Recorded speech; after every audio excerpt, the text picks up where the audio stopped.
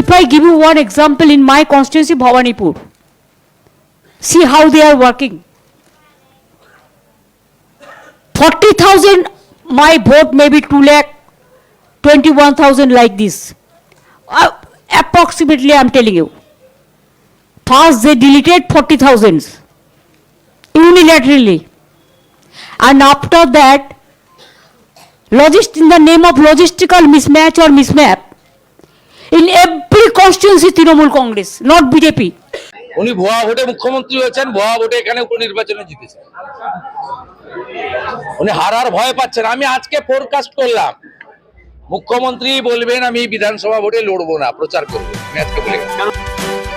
পশ্চিমবঙ্গে আর কিছুর অভাব থাকুক না থাকুক, নাটক আর যাত্রাপালার অভাব নেই। বিশেষ করে পিসি ভাইপোর মমতা বন্দ্যোপাধ্যায় এবং অভিষেক বন্দ্যোপাধ্যায়ের নাটক, মিথ্যা কথা এবং নোংরামির অভাব নেই। দিল্লিতে গিয়েও তারা নাটক শুরু করেছেন। এবং আপনারা অনেকে বলছেন যে মানববাবু ওই কত ভোটার বাদ গেল, এই এসআইআর সংক্রান্ত প্রতিবেদন আর করছেন না। আজকে রাতের এই প্রতিবেদনে এসআইআর সংক্রান্ত প্রতিবেদন তো থাকবেই, সেই সঙ্গে এই প্রতিবেদনে দুটি মারাত্মক ঘটনা আলোচনা করব। এক, জ্ঞানেশ কুমার মমতা বন্দ্যোপাধ্যায়ের মাথা ব্যথা হয়ে দাঁড়িয়েছেন। এসআইআর হলে যে পিসি ভাইপো আর জিততে পারবে না তা তাদের মুখ দেখেই পরিষ্কার হয়ে গেছে। মমতা বন্দ্যোপাধ্যায় দিল্লি গিয়েও আদৌ নিজের কেন্দ্রে ভবানীপুরে দাঁড়াতে পারবেন কিনা সেই নিয়েও সন্দেহ প্রকাশ করে দিলেন। জ্ঞানেশ কুমার মমতা বন্দ্যোপাধ্যায়ের একেবারে টার্গেট, তার বিরুদ্ধে ইমপিচমেন্ট প্রস্তাব আনার চেষ্টা করছে তৃণমূল কংগ্রেস। 100 জন সাংসদ লাগবে শুধু ইমপিচমেন্টের প্রস্তাব আনতে।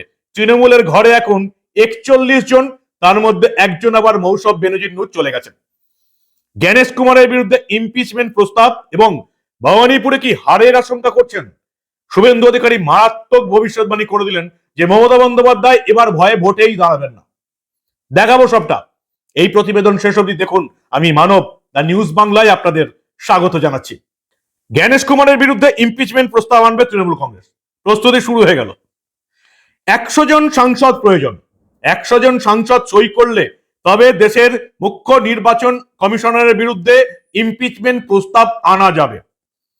আর ইমপিচমেন্ট প্রস্তাব পাস করাতে হলে 2/3% মেজরিটি লাগবে।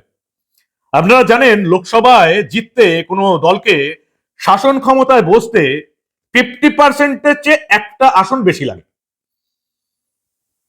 আর কারোর বিরুদ্ধে ইমপিচমেন্ট প্রস্তাব আনতে সংবিধান স্বীকৃত কোনো সংস্থার যারা মাথা আছেন তাদের বিরুদ্ধে ইমপিচমেন্ট প্রস্তাব আনতে 2/3-এর চেয়ে বেশি একটা বেশি ভোট লাগবে, যেটা তৃণমূলের পক্ষে কোনোদিন সম্ভব নয়, ইন্ডি জোটের পক্ষে সম্ভব নয়। তৃণমূলের হাতে দেখতে পেলাম মৌসম বেনজির নূরকে ছেড়ে দিলে 40 জন সাংসদ। পুরো কংগ্রেস দলটা সাপোর্ট করলে তবে জ্ঞানেশ কুমারের বিরুদ্ধে ইমপিচমেন্ট প্রস্তাব আনা যাবে। এসআইআর বন্ধ করতেই হবে। পিসি ভাইপো ভয়ে থরথর করে কাঁপছে। পুরনো ভোটার তালিকায় ভোট হতেই হবে, তবে তৃণমূল জিতবে। এসআইআর হওয়ার পর নতুন ভোটার তালিকায় ভোট হলে তৃণমূল যে জিতবে না, তাদের দিল্লিতে পিসি ভাইপোর মুখ দেখেই পরিষ্কার। কি বলছেন মমতা বন্দ্যোপাধ্যায়, শুনুন আপনারা। Ma'am, Mr. Rahul Gandhi has been repeatedly saying that a retrospective law will be brought to take action against the current CEC and the other election commissioners.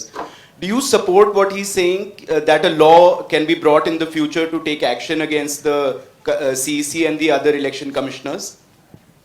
देखिए, अगर कोई चीज जेन्युइन होता है, प्रैक्टिकल होता है, जनता का हित में होता है, हम भी चाहते हैं उसका इम्पीचमेंट हो। नंबर हमारा नहीं है, लेकिन इम्पीचमेंट भी हो सकता है ना, परमिशन तो है, रिकॉर्ड तो हो जाएगा। अगर ऐसा कुछ वो करते हैं तो हम भी हमारा पार्टी को एमपीज को कॉन्फिडेंस में लेके डिस्कस करके, हम लोग तो जब कोई पब्लिक इंटरेस्ट में होता है हम सब इकट्ठा होकर ही काम करते हैं, उसमें हमारा कोई एतराज नहीं है। শুভেন্দু অধিকারী বলছেন ইমপিচমেন্ট প্রস্তাব আনলেই বললেই কি আনা যায়? আদৌ কি তৃণমূলের সেই শক্তি আছে? কংগ্রেসের সাপোর্টে সেই শক্তি জোগাড় করলেও কি তারা 2/3 মেজরিটি পাবে? ইন্ডিজেটে তো অত সংখ্যাই নেই। তবু মমতা বন্দ্যোপাধ্যায় নাটক করতে চাইছেন লোকসভাতে, সংসদে নাটক করতে চাইছেন, জ্ঞানেশ কুমারের বিরুদ্ধে ইমপিচমেন্ট প্রস্তাব নিয়ে এসে। কি বললেন শুভেন্দু অধিকারী, দেখুন আপনারা। পদ্ধতিতে আনতে হয়, জানে সংখ্যা টংখ্যা কত লাগে জানে। আনফরচুনেট এইরকম একটা সংবিধান সম্পর্কে, সংসদীয় ব্যবস্থা সম্পর্কে অশিক্ষিত মুখ্যমন্ত্রী পশ্চিমবঙ্গকে নেতৃত্ব দিলেন 15 বছর, এবং একে আনার পিছনে আমরা অনেক বড় স্বপ্ন নিয়ে এনেছিলাম। এটাও আমাদের সকলের অনুতাপের বিষয়। মুখ্যমন্ত্রী বলছেন যে গতকাল হুমকি সুরে কথা বলেছিলেন জ্ঞানেশ কুমার, তাই মুখ্যমন্ত্রী গতকাল জানিয়ে এসেছেন যে আমরা আপনাদের কৃতদাস নই। প্রমাণ আছে, প্রমাণ আছে। আর আমি যদি বলি জ্ঞানেশ কুমার এবং ফুল ইসিআই বেঞ্চ তারা মুখ্যমন্ত্রীকে এবং তার টিমকে করকে দিয়েছেন। আমি যদি বলি আমার কাছে প্রমাণ নেই, মুখ্যমন্ত্রী প্রথম প্রশ্ন করেছেন 6টা চিঠি দিয়েছি উত্তর দেননি কেন। তার উত্তরে ইলেকশন কমিশন বলেছে ফুল বেঞ্চ যে মুখ্যমন্ত্রীর প্যাডে আপনি যতক্ষণ চিঠি লিখবেন তার উত্তর ইলেকশন কমিশন দেবে না। আপনি যেদিন আপনার পার্টির আঞ্চলিক পার্টির প্যাডে, তৃণমূল কংগ্রেসের প্যাডে চিঠি লিখবেন সেই দিন উত্তর পাবেন। আমি যদি বলি ইলেকশন কমিশন মুখ্যমন্ত্রীকে প্রশ্ন করেছেন যে আপনি করেসপন্ডেন্ট নাম্বার হিসাবে আপনার প্রিন্সিপাল সেক্রেটারি গৌতম সান্যালের ফোন নাম্বার দিয়েছেন কেন? এবং আমার কাছে ডকুমেন্ট আছে, আমি নবান্ন থেকে সংগ্রহ করেছি, উনি সেই নাম্বার পরে পরিবর্তন করে অন্য নাম্বার পাঠিয়েছেন ইলেকশন কমিশন। দুটোই আমার কাছে আছে। আমি যদি বলি মুখ্যমন্ত্রী যখন বলেছিলেন এসআইআর এই লোক মারা গেছে, ইলেকশন কমিশন তখন বলেছেন আপনার জেলা শাসকরা, ডিস্ট্রিক্ট ডিওরা অর্থাৎ জেলা শাসকরা, তারা ইলেকশন কমিশনে তথ্য এবং প্রমাণপত্র দিয়ে কেন আমাদেরকে জানাননি একটা কেসের ক্ষেত্রে। এবার আসা যাক সবচেয়ে মারাত্মক কথায়। ইমপিচমেন্ট প্রস্তাব আনবেন ঠিকই, লোকসভা চলছে, কিন্তু মমতা বন্দ্যোপাধ্যায়ের দলের পাশে কেউ নেই, কেউ নেই।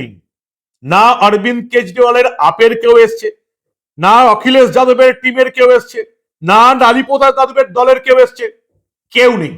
না কংগ্রেসের কেউ এসছে। এনডি জোটের কোন সাংসদকে মমতা বন্দ্যোপাধ্যায়, অভিষেক বন্দ্যোপাধ্যায়ের এই নোংরামিতে কেউ নেই, কাউকে পাওয়া যায়নি। কিন্তু যেটা আজকের সবচেয়ে বড় খবর সেটা হচ্ছে জ্ঞানেশ কুমারের বিরুদ্ধে ইমপিচমেন্ট প্রস্তাব তো বিরোধীরা আনছেন, কোনোদিনই পাশ হবে না, আপনিও জানেন আমিও জানি, পুরোপুরি নাটক চলছে। এবং আমরা দেখলাম কেন্দ্রমন্ত্রী সুকান্ত মজুমদার বলছেন ইমপিচমেন্ট প্রস্তাব যে কেউ আনতে পারে, কিন্তু সংখ্যা কোথায়? দম নেই, দেশের মানুষ আপনাদের বেছে নেয়নি। কিন্তু আজকে সবচেয়ে বড় খবরটা হচ্ছে মমতা বন্দ্যোপাধ্যায় কি নিজের দলের পাশাপাশি নিজেই ভবানীপুরে হারার আশঙ্কা করছেন। তিনি দিল্লির সাংবাদিকদের ভবানীপুরে যে 44,000 ভোটার বাদ গেছে সেটা বোঝানোর চেষ্টা করলেন, কিন্তু তিনি এটা বললেন না যে কলকাতায় যে কলকাতা পোর্ট ফিরাদ হাকিমের এলাকা 63,730 জন ভোটার বাদ গেছে, যা ওই বিধানসভার প্রায় 26.18%।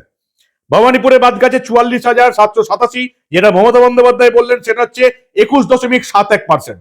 রাসবিহারীতে 42,519 জন ভোটার বাদ গেছে, যেটা হচ্ছে 21%। বালিগঞ্জে 65,171 ভোটার বাদ গেছে, যেটা হচ্ছে 25.54%। আরো দুটো কথা মমতা বন্দ্যোপাধ্যায় আগে বলতে পারতেন, ভবানীপুরের চেয়েও মারাত্মক চৌরঙ্গী বিধানসভা, যেখানে বাদ গেছে 65,171 ভুয়ো ভোটার, মোট ভোটারের 25.54%। মমতা বন্দ্যোপাধ্যায় বালিগঞ্জের কথা বলেননি, বা এই চৌরঙ্গী যেখানে 75,000-এর কাছাকাছি ভোটার বাদ গেছে মমতা বন্দ্যোপাধ্যায় বলেননি। এন্টালি প্রায় 49,000 ভোটার বাদ গেছে, বেলেঘাটা 56,000-এর বেশি ভোটার বাদ গেছে, জোড়াসাঁকো কলকাতার আসনগুলোর মধ্যে সবচেয়ে বেশি ভোটার বাদ গেছে, 72,900 ভোটার বাদ গেছে জোড়াসাঁকোতে, যেটা হচ্ছে 36.85%। মমতা বন্দ্যোপাধ্যায় বলেননি। শ্যামপুকুরে 42,000 ভোটার বাদ গেছে, 24%। মানিকতলায় 41,000-এর বেশি ভোটার বাদ গেছে, 20%-এর বেশি। কাশীপুর বেলগাছিয়া 53,000-এর বেশি ভোট গেছে, 23%-এর বেশি। মমতা বন্দ্যোপাধ্যায় কলকাতার একটাও কিছু না বলে শুধু নিজের ভবানীপুর বললেন। দেখুন আপনারা। If I give you one example in my constituency, Bhawanipur, see how they are working. 40,000, my vote may be 2,21,000 like this. Approximately, I am telling you. First, they deleted 40,000 unilaterally. And after that, in the name of logistical mismatch or mismap, in every constituency, Trinamool Congress, not BJP. If BJP constituency 2,000, 3,000, 11,000, our constituency 70,000, 1 lakh voters are being deleted. And supposed to be deleted because it is in process. Either mismatch or mismap, or already 58 lakhs deleted. One port constituency, there's 70 lakhs already unilaterally deleted. And Niaro Association, they gave a letter that you never ask us. We do not know anything about it. It is that so-called Shima Khanna, BJP mindset sitting inside the Election Commission office. What is the credibility? Who is she? Through AI, just deleted the name. আর এরপরেই শুভেন্দু অধিকারী করলেন সেই মারাত্মক ভবিষ্যৎবাণী। আজকের সবচেয়ে important খবর, শুভেন্দু অধিকারী বলছেন ভবানীপুরে হারার ভয়ে মমতা বন্দ্যোপাধ্যায় লড়বেন না, এবং যাতে ভবানীপুরে লড়বেন না সেটাকে মেকআপ করার জন্য তিনি এটাও বলতে পারেন যে আমি এবার ভোটেই দাঁড়াবো না, ঘুরে ঘুরে প্রচার করব, তাই ভোটে দাঁড়াবো না। কি ভয়ঙ্কর ভবিষ্যৎবাণী করলেন রাজ্যের বিরোধী দলনেতা শুভেন্দু অধিকারী, দেখুন আপনারা। ভবানীপুরে 45,000 বাদ গেছে, আরো কয়েক হাজার বাদ যাবে। 70 লাখ না 70,000 যাবে। মৃত ভোটার, শিফটিং ভোটার যাবে, অবৈধ ভোটার থাকলে বাদ যাবে। উনি ভুয়া ভোটে মুখ্যমন্ত্রী হয়েছেন, ভুয়া ভোটে এখানে উপনির্বাচনে জিতেছেন। উনি হারার ভয় পাচ্ছেন। আমি আজকে ফোরকাস্ট করলাম মুখ্যমন্ত্রী বলবেন আমি বিধানসভা ভোটে লড়বো না, প্রচার করবো। আমি আজকে বলে গেলাম। কেন এই ভবানীপুরে মিটিং করলেন তাই? না না, তো অনেক মিটিং হচ্ছে। ভবানীপুর প্রস্তুত ওরা হারানোর জন্য, সম্ভব প্রস্তুত। মুখ্যমন্ত্রী জানেন না এখান থেকে 10,000 মানুষ বিজেপির মেম্বারশিপ নিয়েছে। এই হচ্ছে এসআইআর সংক্রান্ত খবর। বলছিলেন না এসআইআর সংক্রান্ত খবর নাকি আমি করছি না। জ্ঞানেশ কুমার মুখ্য নির্বাচন কমিশনার, তার বিরুদ্ধে ইমপিচমেন্ট প্রস্তাব, তাকে সরানোর প্রস্তাব আনছে মমতা বন্দ্যোপাধ্যায় তৃণমূল কংগ্রেস।